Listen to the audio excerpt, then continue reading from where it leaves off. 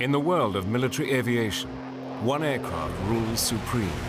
100 knots, rotate. Built to put American pilots back in charge of the skies, this is the ultimate air superiority fighter, able to climb to the height of Mount Everest in just 60 seconds. Oh, the F-15 is an absolute dream to fly. It was so exhilarating and so sexy and just incredible. It proved its value in both Desert Storm and Operation Iraqi Freedom, flying thousands of successful missions against Saddam Hussein's forces. This jet was sent in at the front of the strike force. Its role, to sweep enemy aircraft out of the skies. I thought it was absolutely magnificent. With a firepower second to none and the maneuverability to outfly its opponents, it now has an amazing track record. Over 100 air-to-air kills for no losses.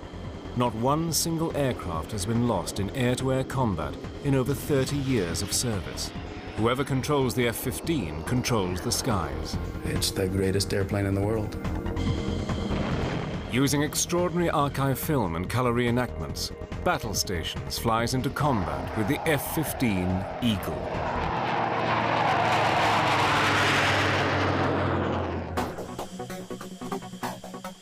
January the 16th, 1991, Operation Desert Storm. American air attacks on Iraq are poised to begin. Flying at the front of a great wave of coalition aircraft are 20 F-15 fighters. 50 miles into Iraq, their radar picks up enemy contacts. Captain John Kelk leads the flight of F-15s, and he is the first to hear the radar warning tone in his headset. Enemy fighters are targeting his plane. Got someone locked, interrogate, bandit. Kelk cannot be certain that the aircraft ahead are hostile, but as the jets close at over 1,400 miles per hour, the F-15 pilot is forced to decide. Should he shoot to kill? His radar shows a fighter flying aggressively up towards him, so he prepares for combat. Closing his eyes to protect his vision from the anticipated explosion, he slams the pickle button on his stick, launching an air-to-air missile. Seconds later, a huge explosion lights up the night sky. Kelk has become the first American to score an air-to-air kill in the F-15. 30 years of planning has finally paid off. But the F-15 story begins decades earlier, deep in the Cold War years. 1951, and the Korean War was raging. American F-86 Sabre pilots fought pitched battles with Russian MiGs. These American pilots first learned their dogfighting skills during the dark days of World War II, and in Korea, they achieved an alleged kill ratio of 10-1 against the Soviets. 10-1 kill ratio that the F-86 had seemed to be something that was to be aspired to, but would never be matched, which seemed to be the benchmark. I mean, it was like Babe Ruth hitting 60 home runs in a season. I mean, who is ever going to break that record? Once again, the Sabres have proven more than a match for the Red Jets. Chalk up another for the Sabres with no losses of their own.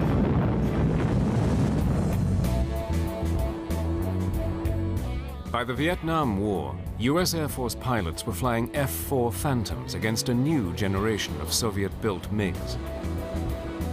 US Air Force planners decided that the new aircraft would fight at great distances using guided missiles. They believed the age of the dogfight was over.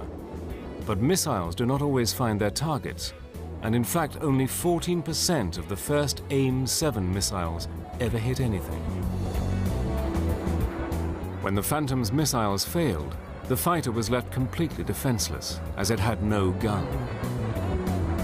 A fighter that doesn't have weapons isn't a fighter. And the issue with the F-4 in Vietnam, though, was that the Sparrow, the radar-guided missile, and the Sidewinder, the heat-seeking missile that the airplane carried, were designed to be shot against large bomber-sized targets at high altitude.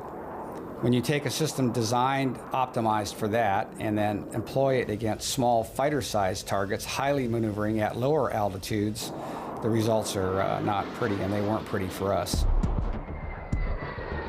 Soviet MiGs flown by the Vietnamese lured F-4s in close, knowing they were soft targets. American pilots were not trained to dogfight. The knowledge acquired in Korea and World War II had not been passed down to this new generation of fighter pilots.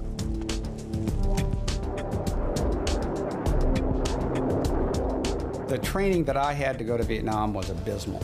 And the new pilots that came into their organizations that were supposed to be there to go fly air to air and dogfight with the MiGs, the training was not even as good as abysmal. It was just, in fact, non-existent. Without a gun and lacking dogfight skills, the American F-4s were dangerously exposed. If you're an F-4 pilot in the midst of a dogfight, you've used up your radar missiles, they all missed, which they always did, and then you fired a few of your infrared missiles, and by bad luck or because you didn't have a good position, they missed. Now you're out of ideas and out of ammunition, and you better go home because you're in trouble. They're going to get you unless you can get out of there, because you don't even have a gun to fall back on. The F-4 Phantom had originally been designed to down nuclear bombers. When pushed into a dogfighting role, its limitations became all too clear. The F-4, like almost all the airplanes that were designed to be electronic radar interceptors, had horrible visibility because the designers were totally focused on somebody with his head down in the radar scope, either the pilot or the guy behind him doing that. And all you needed windows for was to take off and land because the radar was going to be your eyes. Well, that's a quick way to a quick death in combat because the guy who kills you is never out front, he's always the guy who's behind you. These mistakes proved costly. Over 3,000 American aircraft were lost during the Vietnam War. For a good part of the war, we didn't get much better than 1-to-1 exchange ratio, which all things considered was a disgrace. The Air Force took it as a disgrace, and it was a disgrace.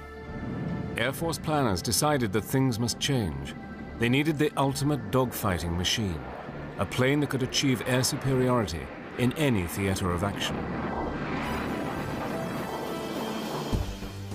An initial batch of 500 designs were submitted for the FX, Fighter Experimental Program, but Air Force chiefs were not impressed. The 500 designs that were returned from the first request for proposal were all rejected because they simply did not break the mold. The Air Force urgently needed to regain the aviation advantage. Unexpected developments in Russia suggested that they were losing the race. At the 1967 Moscow Air Show, the Soviets unveiled their next generation fighter, the MiG-25 Foxbat. It would have looked to the intelligence analysts as though this was a force to be reckoned with. It would certainly have put the fear of God into them because you've got an aeroplane that can fly at up to Mach 3, that can climb to 60, 70,000 feet, and that is easily going to be able to chase down and beat any fighter that the Americans had to put up against it. Over the next 2 years, the Soviet fighter smashed several airspeed records. The race was now on to build an American plane that could outfight the Soviet MiG. Little did anyone know that the result would change military history forever. After losing the aviation advantage to the Soviet MiG-25, American aircraft designers went back to the drawing board. Planners realized they needed to recruit somebody who really understood fighter planes. They needed a man with hands-on experience of aerial combat, matched with great technical insight. Eventually, they found him. He had honed his combat skills in Korea, but really made his name while developing air-to-air tactics at Nellis Fighter Weapons School. His name was Major John Boyd. At that time, he was known as the Mad Major. He was a guy who was totally focused on air-to-air combat, had dedicated his whole life to first whipping every other fighter pilot in the Air Force and the other services, and secondly, developing theories on how to do that, brilliant new theories that changed the way every Air Force in the world flies. Major Boyd was asked to evaluate the existing Fighter X proposals, the early plans for what would eventually become the new Air Force fighter. They brought this uncouth genius to the Pentagon, said, here's what we have for a design, give us your evaluation. And John said, well, I don't know much about airplane design. He said, but I could screw up and do better than this. Boyd realized that without a completely fresh start, the Air Force would end up with another underperforming plane like the F-4. For once, maneuverability must top the list of design specifications. Boyd needed to get his hands on the most powerful computers of the day. The Air Force did have rare mainframe machines, but bureaucrats denied him access. Inventive as ever, Boyd managed somehow to log unofficial time, working after hours. By now, the mad major's erratic behavior had made him enemies inside the Pentagon. One hostile colonel accused him of stealing $1 million worth of Air Force computer time. To some senior officers, John Boyd would always be a dangerous maverick. In the end, even though John caused these upheavals and had like unending complaints from every area of the bureaucracy about his behavior and what he was forcing him to do, in the end, the chief of staff always supported him and he actually arrived at quite a brilliant design. John Boyd produced some revolutionary design specifications for the new Fighter X. 3 companies were then invited to compete for the chance to build the FX fighter. They each had 9 months to produce a polished design.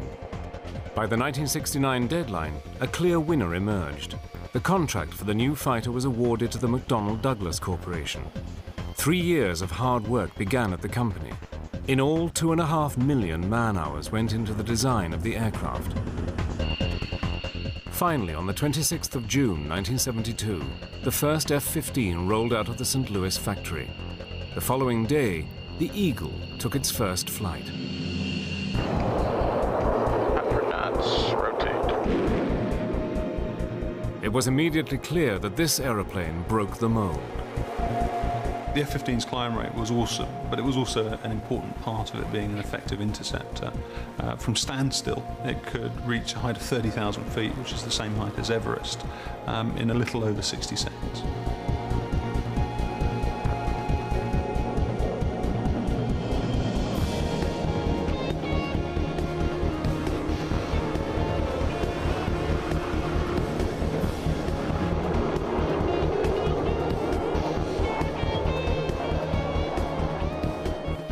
There had also been a revolution in the cockpit, with equipment designed to free a pilot from distractions.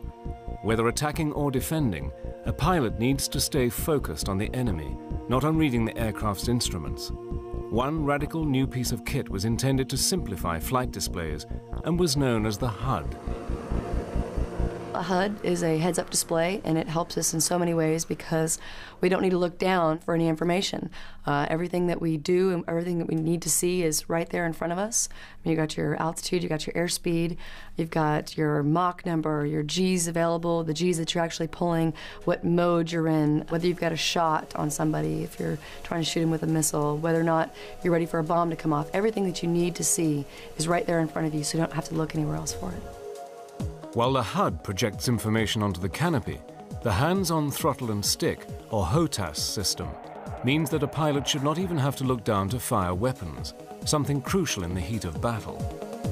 HOTAS was designed to make it easier on the pilot to be more efficient in the cockpit. With HOTAS being that quick and easy to change from different modes, it definitely means a matter of whether you kill your bandit now or you get killed. I think that having the HUD and having HOTAS definitely makes it more strapping the fighter onto you. You become one with the fighter.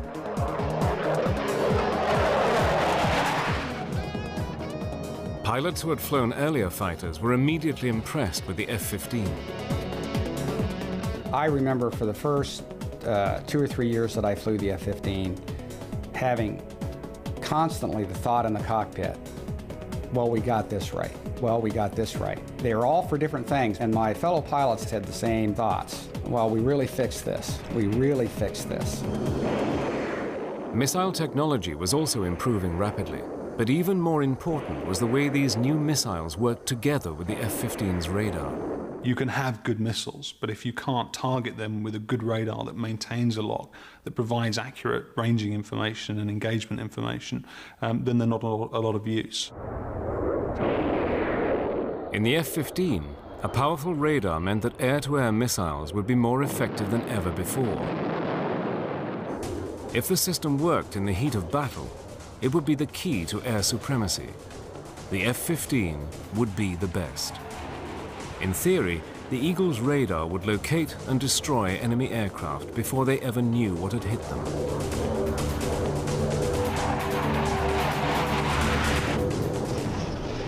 To Dick Anderegg, this system was a revelation.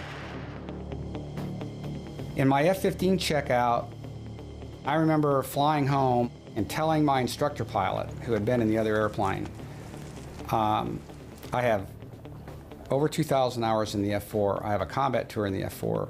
I have 2 tours as a fighter weapons school instructor in the F-4. I have just flown my 7th ride in the F-15. I was never as lethal in the F-4 as I am right now after 7 flights in the F-15.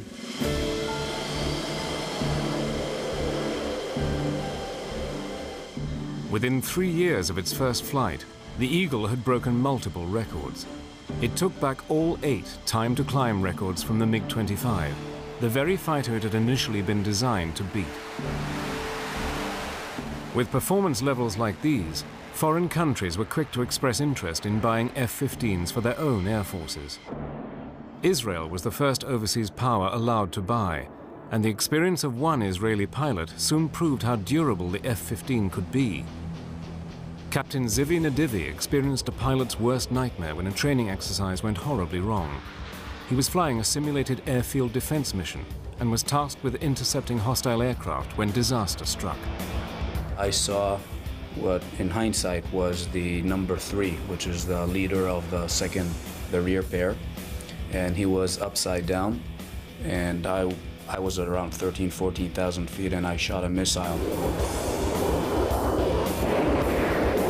Even though he was upside down, he continued to go up. And I was like this, so it was stomach to wing. We couldn't see each other. And we collided.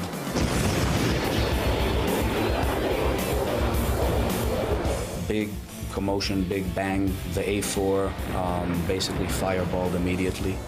And I found myself with maybe 30 degrees nose down attitude, and the aircraft was spinning.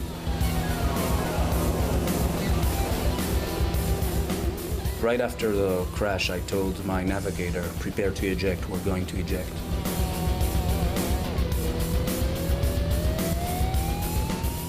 I opened afterburner, which is a totally opposite instinct when you're spinning towards the ground. Then the roll slowly stopped, and slowly I was able to bring the nose back up. I told my wingman to come close and to inspect me. There was a huge spray of fuel that was being drawn out of the wing, and it basically camouflaged what was going on there. Nadivi had survived the mid-air collision and now had partial control over his plane. He was 10 miles out from the nearest airfield, but hoped he could still land safely. But the pilot could not see what had happened behind the spray of leaking fuel. In reality, his F-15 had been so badly damaged in the collision that he was flying on just one wing. Somehow, he was able to regain control over his aircraft and attempt a landing. I approached the airfield. I crossed the threshold where usually in an F-15 you cross at 130 knots. I crossed at anywhere between 250 to 260 knots. Was landing at approximately twice the normal landing speed. I put the tail hook down. There was a cable at about 1/3 of the runway, and we went into that cable. But because of the speed, the hook is not built for those speeds, and the hook basically tore off the airplane.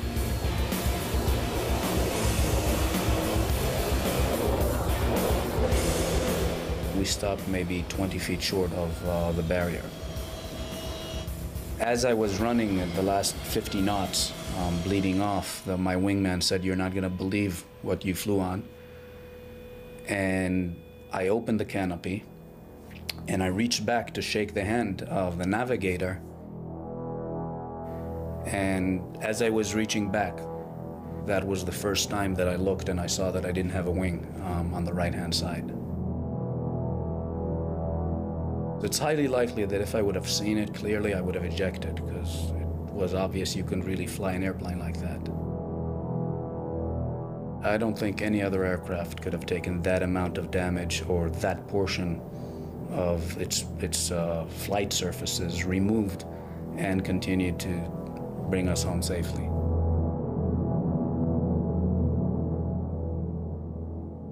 The best testament was a good friend of mine who was an F-16 pilot, and he crossed and he saw that there was no wing, and his first words was, "Can I transfer to F-15s?" In theory, it should be aerodynamically impossible for an aircraft to fly with one wing missing. McDonnell Douglas sent a team to investigate the incident. Their first inclination was it was a taxiing accident. It couldn't happen in air in the airplane. And only when they later went to analyze it and said, okay, the F-15 has a very wide body, and you fly fast enough, then you're like a rocket, then you don't need wings. The Eagle had done what was thought to be impossible. If a pilot could land an F-15 with just one wing, the plane should be able to endure unimaginable punishment on the battlefield. But nobody could tell at this stage how well the Eagle would perform against the feared MiG-25. The first good look at the MiG-25 came when a Russian pilot, Viktor Belenko, defected in his MiG-25 to Japan. The Japanese and the Americans hustled over the aeroplane, they dismantled it on the airfield, and what they saw and what they found was that it was an aircraft that was far less capable than they had originally thought. MiG-25s look weak on paper, but the Israeli Air Force was the first to challenge them in a real air battle. Since the creation of the modern state of Israel, the Middle East had been torn by bitter wars. Simmering territorial conflicts between Israel and her Arab neighbors periodically flared into violence. One such conflict broke out in the late 1970s, as Israel and Syria vied for control over the Lebanon. Syria possessed a modern air force with Soviet-supplied planes, MiG-25 Foxbats. The MiG-25, in my opinion, was a teaser. It was a test, I think, at that time between the Soviet bloc and the US as to whose technology was better. On the 27th of June 1979, a group of Israeli Phantoms attacked targets on the Lebanese coast. Just as the Phantoms completed their strikes, they spotted Syrian MiGs approaching fast. The enemy fighters would be on top of them in seconds. A flight of Israeli F-15 Eagles was protecting the Phantoms, patrolling the skies above them.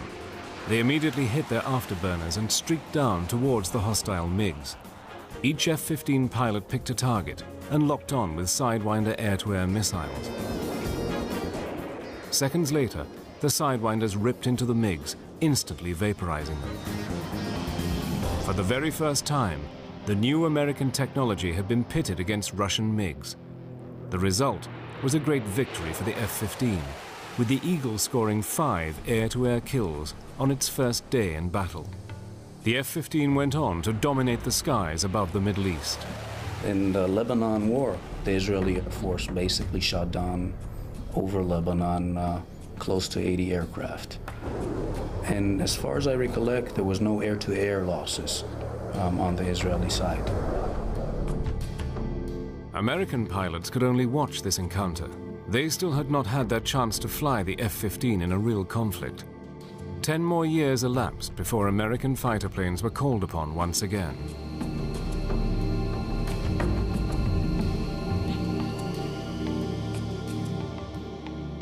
On August 2nd, 1990, Saddam Hussein's troops marched into Kuwait City, looting and pillaging as they advanced. The US response was swift. Saddam could not be allowed to threaten Middle Eastern oil supplies, and there was a clear possibility he would order his troops to advance on Saudi Arabia. He had to be stopped at all costs. Operation Desert Shield was initiated, and one of the first directives was to deploy 166 F-15s to Saudi Arabia. Their job was to protect the northern Saudi oil fields from Saddam Hussein's advancing troops. As I report to you, air attacks are underway against military targets in Iraq. The F-15 would be critical to the success of the Desert Storm air war. American F-15 pilots have not yet flown in combat. This is their chance to prove they possess the right stuff. In 1991, American F-15s were the first planes sent over to the Gulf region for Desert Storm. Their job was to halt Saddam Hussein's advance and to help liberate the Kuwaiti people.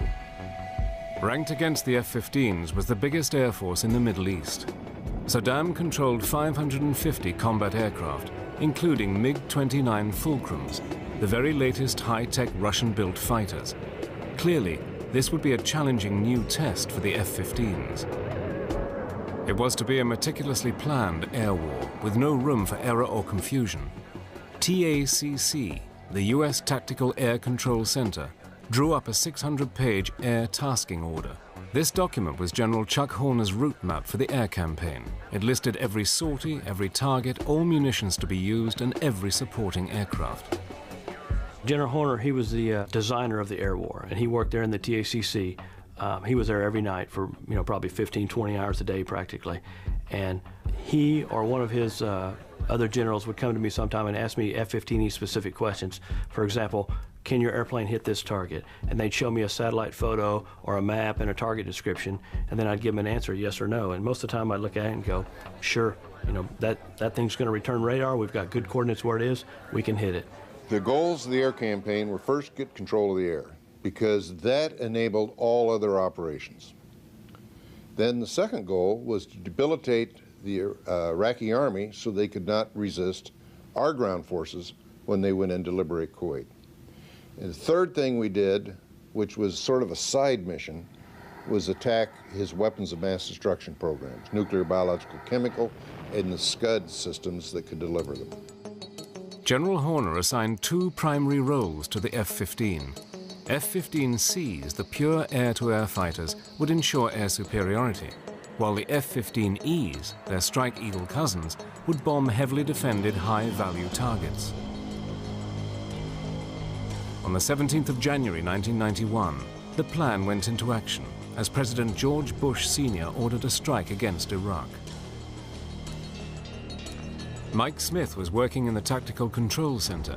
He liaised with the F-15 squadrons, passing them their target information. The first few nights, the big concentration was the fixed Scud sites. We wanted to knock out all the fixed Scud sites in western Iraq.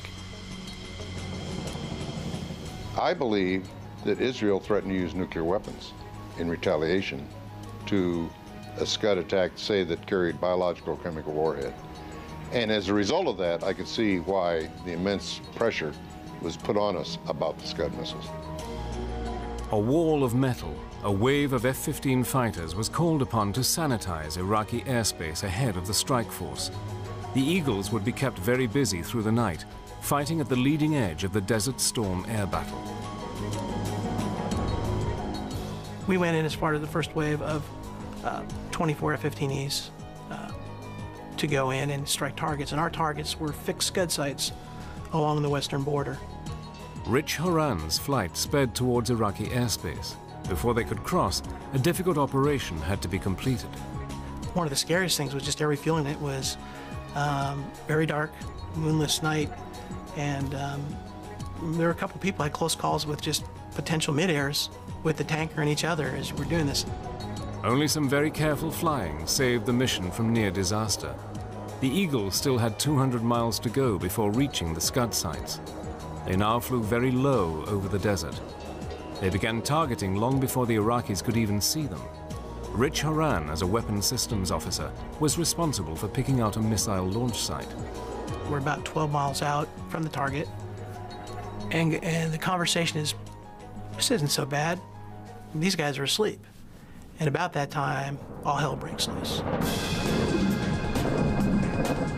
And what all hell happens to be is number one's bombs have gone off, and the Iraqi anti-aircraft gunners react to the bombs going off, and the sky is filled with AAA. It is the most impressive fireworks display I've ever seen, which is somewhat the conversation I'm having with the guy I'm flying with, and then the realization that really what I'm looking at is every third to fifth bullet is a tracer. And then it dawns on me the reality of the situation and the fact that they mean us bodily harm. In the midst of this intense anti-aircraft fire, Horan stayed focused on his radar, successfully identifying the Scud launch site. What I saw was fixed sight, and as we turned in on the FLIR, our forward infrared scope, you can actually see a tell with a missile on it that our designation is on. We drop our bombs and come off target. As they came off target, a mighty explosion rocked the Scud site. Horan and his pilot rejoined the other F-15s. All 24 had made it safely through the target area, but they were still deep within Iraqi territory. Suddenly, a new threat appeared on Horan's radar. Could this be one of the feared MiG-29s? And you can see it flying parallel, offset by several miles to our string of airplanes, and then you see it, what is obviously him running an intercept on our aircraft. We lock him up to let him, for his radar warning receiver, to let him know that he is being looked at, and sort of point at him, hoping to get a reaction or to potentially employ our AIM-9 missile, and then he essentially turns away. The Iraqi pilot seemed reluctant to attack a large flight of F-15s, but was he just holding back, awaiting his opportunity to strike? At night, I never said I'd be looking behind me, but I was practically unstrapped, standing on the back of the seat, looking to see if this guy was going to run an intercept on us. And probably about a minute or so later, there's a gigantic fireball, and which I believe is his aircraft, that's actually hit the ground. Lacking the F-15's night-flying abilities, the Iraqi pilot probably lost control and flew into the desert. It had been a decisive night for the American F-15s. The Strike Eagles fought their way in and destroyed their targets, while the air-to-air F-15C models blooded their talons, shooting down 6 Iraqi aircraft. They had scored the first air-to-air kills from an American Eagle with the opening salvos of Desert Storm. Many Iraqi pilots now realized they could not win and attempted to escape with their planes to Iran. It was a short hop to the safety of the Iranian border, but coalition forces were always vigilant.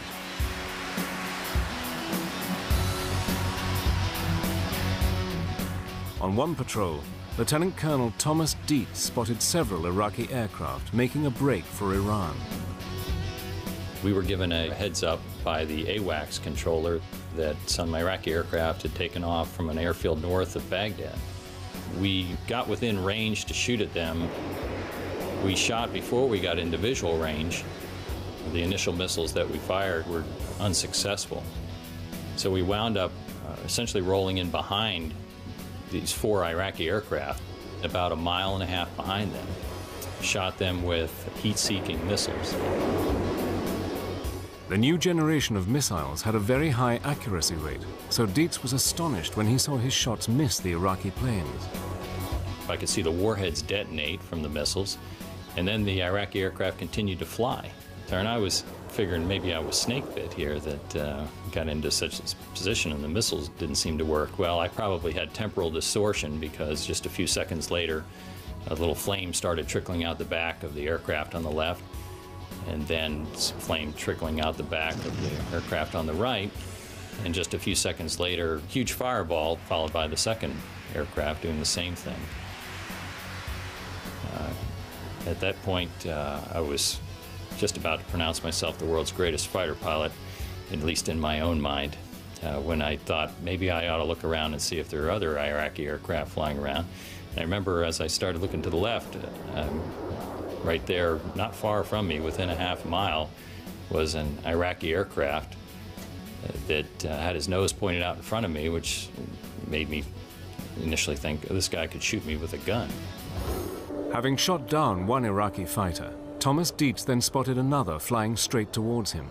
He needed to react fast, thinking the enemy might open up with his gun at any second. So in my mind began going over the maneuver I'd have to do to defeat this threat, is when I realized that this was just the front half of an Iraqi aircraft. There was a bunch of flame streaming out the back. The canopy was gone, indicating the pilot had ejected. And I looked over, and there's my wingman behind that aircraft, and he had shot that down. This pattern of successful shoot-downs repeated itself throughout the Gulf War. The Iraqi Air Force, I think they were finished in the first 2 or 3 nights. The F-15 was very effective at sweeping them out of the sky. And if they had any airplanes, they weren't flying them. Only 2 F-15s were lost during Desert Storm. That losses were so low was testament to the skill and training of the Eagle pilots. They flew an amazing 2,400 missions in total and ensured that the Iraqi Air Force was largely confined to the ground. The F-15 definitely proved itself in the Gulf War. I think it had a reputation before the Gulf War of being a force you did not want to reckon with. Coming out of the Gulf War, that reputation was clear in everyone's mind worldwide. Kuwait had been liberated and Saddam subdued, but the power struggle in the Gulf region was far from over. The US Air Force continued to fly over Iraqi airspace on Operations Northern and Southern Watch. For 12 years, they kept a careful eye on Iraq's military activities.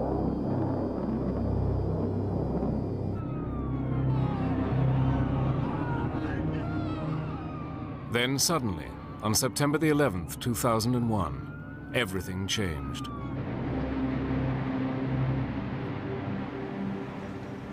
Freedom itself was attacked this morning by a faceless coward, and freedom will be defended.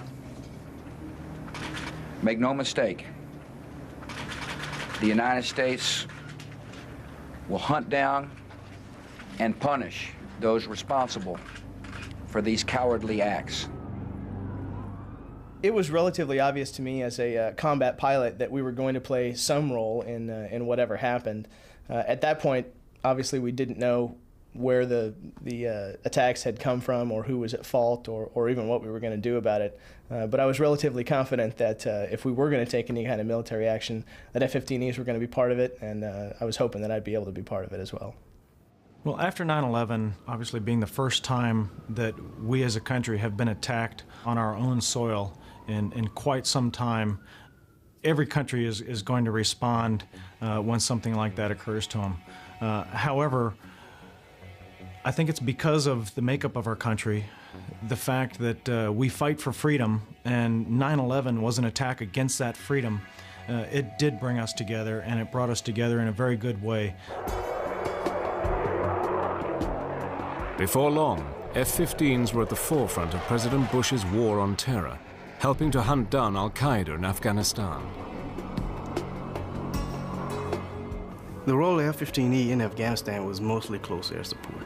They were working in close proximity of ground forces, and they relied on the eyes of those guys to find al-Qaeda and be able to determine if there's a good guy or a bad guy. It was the exceptional range of the F-15E that proved invaluable in the Afghanistan conflict. We're hitting targets well beyond the reaches of the Army. We're going to be the long arm of the law. F-15s also worked closely with ground troops, precision bombing targets identified by their Army colleagues.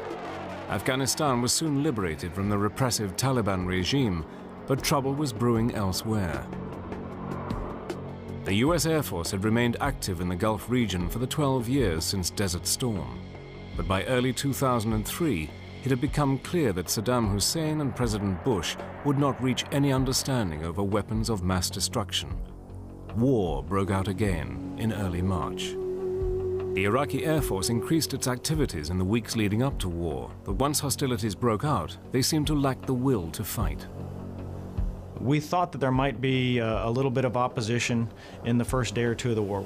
So during the first 2 days, 3 days of the war, we parked ourselves right off their airfields, just waiting for them to fly, hoping that they might get airborne and being able to take them down, realizing that if they did get airborne, they were going to be dying right off their own airfield because we were right there ready to shoot them down as soon as they took off. I'd certainly like to think that after the Iraqi Air Force experience during Desert Storm, that they'd know better than to take off and fight an Eagle. I think it's the first time in warfare that there's been an enemy Air Force that didn't turn a wheel. And obviously he who hesitates is lost, because once he decided not to fly and they stayed on the ground, the bombers went in and then basically picked them off one by one. Only the Iraqi pilots could really say why they did not fly against the coalition forces. Perhaps they hoped to preserve their air force for future use under a new regime. One of the things that they were doing, which we weren't quite sure why, they started burying their aircraft in the sand. Maybe they were trying to send a message that they didn't plan on flying, but as they were burying their aircraft in the sand, we continued to take those aircraft out as well. After assuming air superiority, the F-15s then turned their attention to helping out their Army colleagues on the ground. We were merely a support asset for the guys on the ground that were going to march from Kuwait to Baghdad.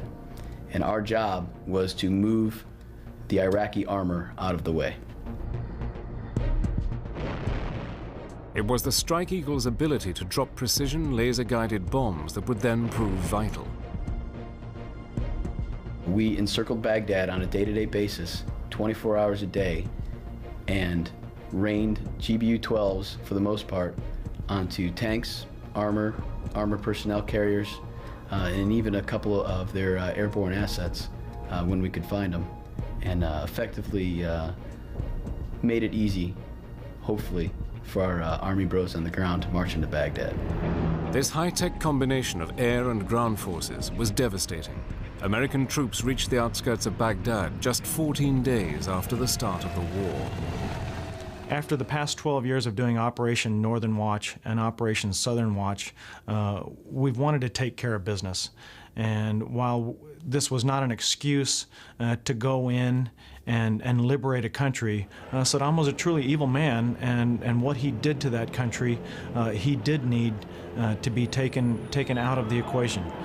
So I'm glad that we had the tools and the leadership to make that happen. The F-15 played a major part in the defeat of Saddam. But in an unstable world, new conflicts could soon break out. American F-15s are ready to deploy anywhere in the world at a moment's notice. We want to make sure that we can deter any threat. We're continually making sure that when we go out and train, that we will be the best on the block, that nobody can challenge us, and that every time we go out, we will have air supremacy, that we will own the sky and own the battlefield. No other aircraft has rivaled the Eagle for air supremacy, but new fighters are being developed and may one day surpass the F-15. Meanwhile, new technology and continuous training will help the Eagles to stay at the top of their game. I want to go out and I want to be able to totally dominate the enemy. If we're going to have a fight, I don't want it to be a fair fight. We want to go out and we want to dominate. And that's why we train as hard as we do to make sure that we can maintain that perfect record of 104-0. As a fighter pilot, you'll never admit that there's anybody better, and as an American fighter pilot right now, I don't think there's anyone that can say they are. But our whole thing is, when we go out, we expect to win. The record of 104 air-to-air kills for not one single F-15 loss is unique. Can any other Air Force challenge the Eagles today? The kill ratio of the F-15 is beyond the kind of thing that you would ever think possible. I mean, surely someone would make a mistake, or someone would just blunder out in front of another airplane and get shot down just because it wasn't his day. But the experience of the Israeli Air Force and the U.S. Air Force with the F-15 in combat is magnificent.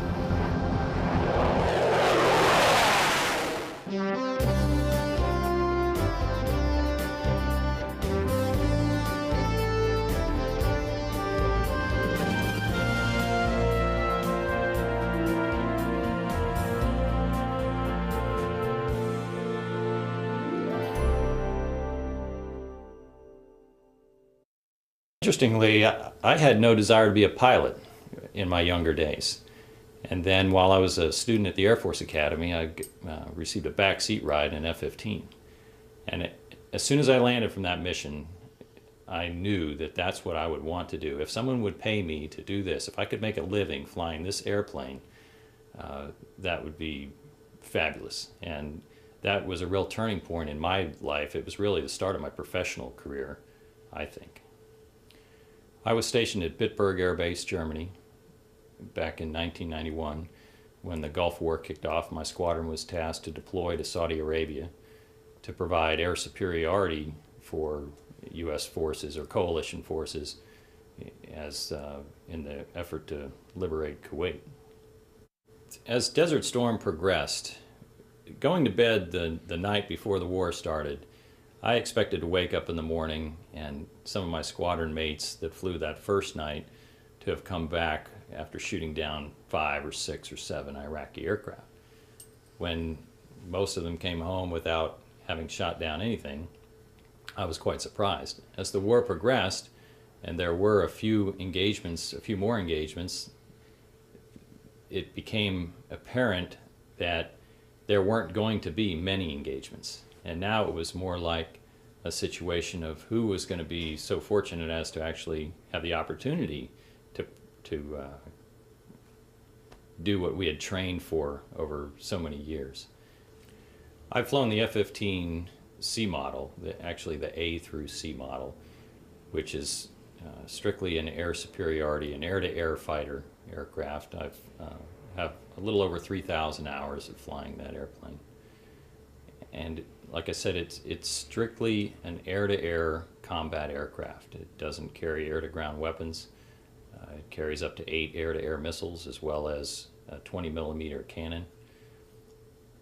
And we focus exclusively on the ability to shoot down other airplanes. That's our mission. My wingman and I, approximately 3 weeks into the war, we were on combat air patrol trying to prevent Iraqi aircraft from flying to Iran. We were given a point out or a heads up by the AWACS controller that some Iraqi aircraft had taken off from an airfield north of Baghdad. We immediately headed northbound to try to intercept them before they got to Iran. We got within range to shoot at them approximately 10 miles away, and we were cleared by the AWACS controller to shoot, that they were in fact hostile aircraft. We shot before we got into visual range and then proceeded in closer and wound up actually very close to them. The initial missiles that we fired were unsuccessful. So we wound up essentially rolling in behind these 4 Iraqi aircraft that were flying very low, I would say 100 feet off the ground. And we rolled in about 1.5 miles behind them, shot them with heat-seeking missiles that came off the rails of our airplanes, flew out and engaged the enemy aircraft. I could see the warheads detonate from the missiles, and then the Iraqi aircraft continued to fly, which gave me pause for concern. I was figuring maybe I was snake bit here, that got into such a position and the missiles didn't seem to work. Well, I probably had temporal distortion, because just a few seconds later a little flame started trickling out the back of the aircraft on the left, and then flame trickling out the back of the aircraft on the right, and just a few seconds later one of the aircraft impacted the desert floor, and a huge fireball that reminded me of pictures of napalm exploding that I had seen from Vietnam occurred, followed by the second aircraft doing the same thing. At that point, I was just about to pronounce myself the world's greatest fighter pilot, at least in my own mind, when I thought maybe I ought to look around and see if there are other Iraqi aircraft flying around. And I remember as I started looking to the left, right there, not far from me, within 1/2 mile, was an Iraqi aircraft that had his nose pointed out in front of me, which made me initially think, oh, this guy could shoot me with a gun. So as I, in my mind, began going over the maneuver I'd have to do to defeat this threat, is when I realized that this was just the front half of an Iraqi aircraft. There was a bunch of flame streaming out the back. The canopy was gone, indicating the pilot had ejected, and I looked over and there's my wingman behind that aircraft, and he had shot that down. I looked a little further to the north, and there was another aircraft that my wingman, Bob Giggs Heeman, had shot down. And so as we shot down a total of 4 aircraft that day, And I asked him if he saw anything else. He said no, and we egressed the fight, went back to our cap, and stayed there for a few more hours, actually. My wingman and I had another opportunity to engage some Iraqi aircraft, and this was after the ceasefire had been signed, so it was late March of '91. We were patrolling the no-fly zone north of Baghdad when we encountered two Iraqi aircraft, which we rolled in behind them. As it turns out, these aircraft were up bombing the Kurds. I rolled in behind what was identified as a Su-22 fitter, which is a fighter bomber. I rolled into about a half a mile behind him and shot a heat-seeking missile that flew right up the tailpipe of this airplane, and the aircraft blew up like you see in the movies. There was not a discernible piece. There was no way I could identify the aircraft after the missile had exploded. At that point, my wingman tells me that he's behind another Iraqi aircraft and the pilot has ejected from the airplane. As it turns out, it was a PC-9 turboprop aircraft, and that pilot was the forward air controller for the fighter bomber that I had just shot down. And evidently that Iraqi pilot was not interested in waiting around to find out if we were going to shoot him down.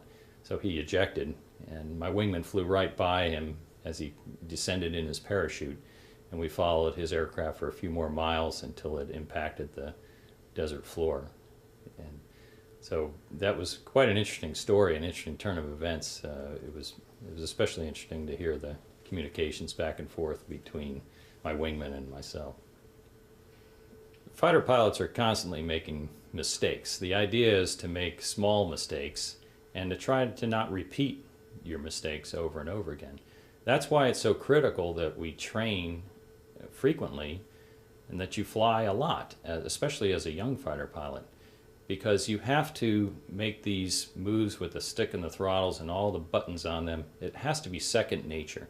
You don't have time to think about each switch and, well, then I'll put this here if that happens. Air-to-air combat is an extremely dynamic environment, and decisions are made in split seconds that result in survival or death. Papa 22, Galena ground, taxi to runway 25, wind calm, altimeter 299er1. Alpha Papa 22. Alpha Papa 22 tower, change to departure, wind calm, clear for takeoff, runway 25. Alpha Papa 22, clear for takeoff.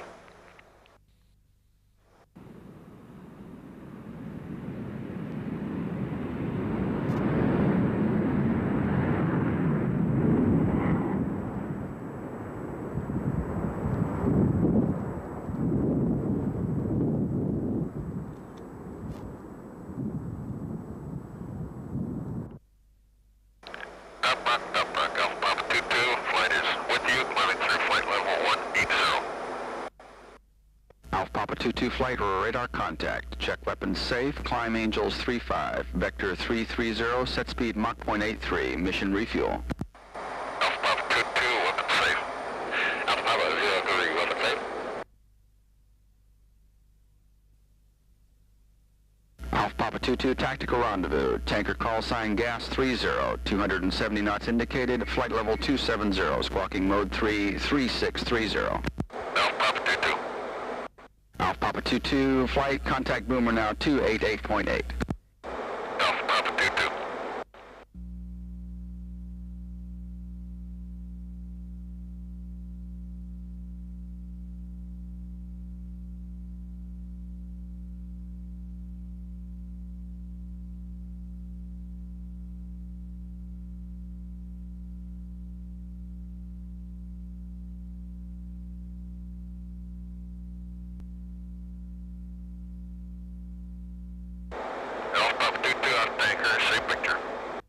Alpha Papa 22, left 25, ID 2568. Alpha Papa 22.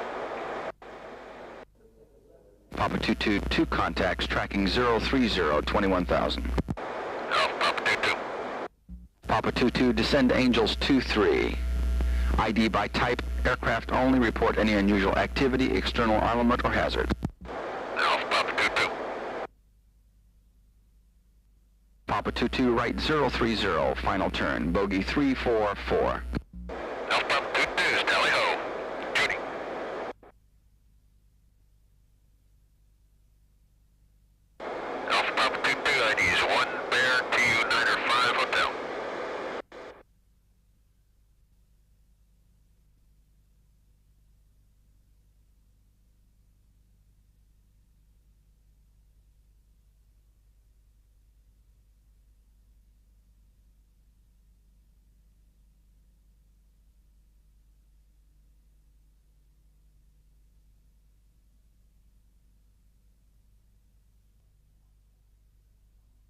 Alpha Papa 22 flight, come off south, vector 140, Angels 35, mission RTB.